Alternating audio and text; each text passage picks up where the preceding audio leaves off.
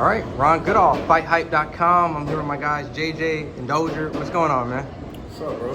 Fight week, man. Welcome to the city again.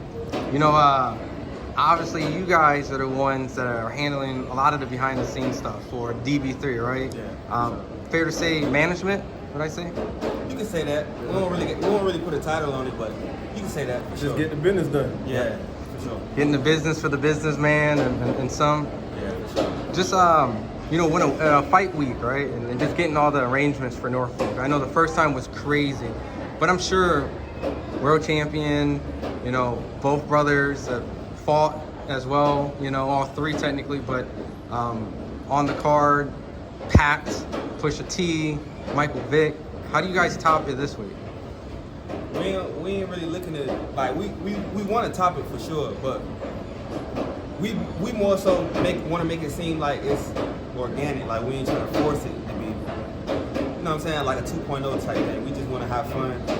Everybody get W's in outstanding fashion, and then we'll worry about everything else after the fact. We just want to make sure everybody get the dub. That's all. For sure. We just want to set the tone. So, like you said, it's part 2, but we don't want it to just end at part 2. You know what I mean? We don't want to put all our eggs on 2.0. We want it to be like they know the vibes every time they come to the city. You know what I mean? Whenever we announce something out here, we want people to know, like, oh yeah, I got to make it to Norfolk. That's one of the destinations in the sports world now. You know what I mean? So, you know. It seems like, you know, it feels bigger, you know, by like default, but it also feels like it's one of those type of events where it's kind of like upscaled a little bit, if you know what I'm talking about. Like, it's not just like more people is here, it feels like it's more quality. Would you say it's something like that? Or? Yeah, you know, when you go through, it's like basically like trial and error. We already did it the first time, so now we just trying to make it. We just trying to do everything we didn't do last time, so everything can be better. But like I said, we just want everybody to get a W. That's all. One step at a time, one fight at a time, you know? You know, you guys did the grand arrivals, you know, and then the media workouts, and then the bowling event. So, like, you know, this took a lot of time and preparation, but I'm sure that they entrust you guys with, you know, making these type of things. So I do want to know, like, the backstory, like, how did you guys essentially, you two maybe linking up? Did you guys link up prior to them, or did you guys meet because of them? Actually, we met because of them, but probably like 2, maybe 3 years ago, we went out to LA. He live out in LA. We went out to LA. We went and chilled with him in LA, and basically ever since then, just been locked in. Just been locked in, like, because we know the type of, basically how I am. I'm just basically they right hand man, but he has the connections and he has the brain and the mastermind behind it. So with me being as close as I am to them and him having the connections that he got, we just make for like the perfect team. For sure. What'd you do prior? Like, did you work in like music management? Yeah, see, I had a. What was some of the music artists or some of the people that you were working with? Oh, it's a lot. We got out here. We got Young Crazy. I worked with him for a minute. Worked with Orlando Jackson for a minute. Some people y'all may not know, but y'all can look him up and find out a lot about him. I done worked with a lot of artists and producers in LA as well too. So, you know, one of our goals for the long term is to start our own agency. Maybe we could do artists and athletes. You know what I mean? But you know, this is the beginning of a big thing, you know, and as you've seen, every time you came around, it's getting bigger and bigger.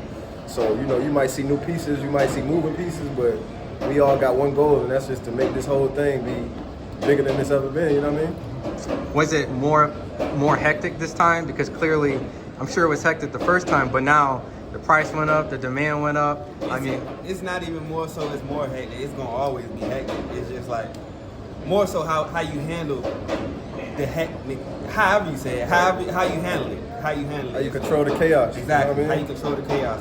That's the most important part. But for the most part, we just get the job done and let all the BS go to the side. Like, we just want to handle business. So of course, it's always gonna be chaos, but as long as you just got a strong mindset and just focus on the task at hand, that really don't even matter. Awesome. Well, I'm gonna get to the boxing stuff now, because obviously, you know, that's what everyone's here for, to see some knockouts and some good performances. I mean, Keyshawn's facing De Los Santos, a well-known puncher, very quick lead hand, good right hand. I mean, he feels extremely confident. His trainer put 10K or something like that.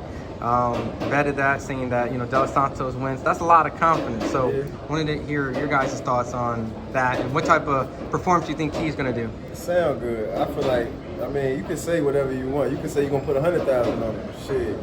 I know I'm gonna bet on Keyshawn, you know what I mean? And I'm not gonna expose the numbers, but if they want to go receipt for receipt, we can do it. You know what I mean? We believe in our boy 100%, all three of them. You feel me? For sure. So it's like it's nothing that we can see on the internet, or nobody can say nothing that's gonna make us think like, oh yeah, they really believe. Like shit, we really believe. You have to do a lot of convincing for us to think that, you know what I mean, we got to change anything that we doing. Honestly, like coming off the Barenchik performance, of course, but the Lemos fight that was here, that was like probably the most pressure for all three of the guys. So it was like once they overcame that and they got comfortable with it, I feel like it's only gonna get better for every performance that they have out here. It's just gonna get better and better. Kelvin had a tough guy last time. He dropped him right at the last minute, basically got a buzzer beater. Keon had an amazing performance last time. And Keyshawn, you already know Keyshawn knocked this guy out in the second round. So this time, I feel like they even more in training, like even more in shape than they were last time. They even more focused. They worked way harder. So we just gonna see, like, De Los Santos, I ain't gonna lie, he did look ready today at the weigh-in, but that don't mean nothing. Because we all ready, so that really don't mean nothing. You know, I'll be remiss not to ask, you know, Keyshawn pressed up, You know, with Abdullah. you know, I mean, it's a fight that fight fans are clamoring. I'm sure you guys, you know, outside of management with Keyshawn, love the idea of a Abdullah and Keyshawn fight, but your initial reaction when you saw that on stage, like, did it get your excitement as a fight fan, or what did it do to you guys? It shocked me for real, because, I mean, I've been seeing the little interviews and stuff that Abdullah been saying, like, he's trying to get to the next step to be a world title contender or whatever. So, of course, he want to get to the top, so he gonna call out the top guys. So, and Keyshawn is one of the top guys, so there's no hard feelings when it comes to that. But as far as like on the stage with Keyshawn, I definitely was shocked.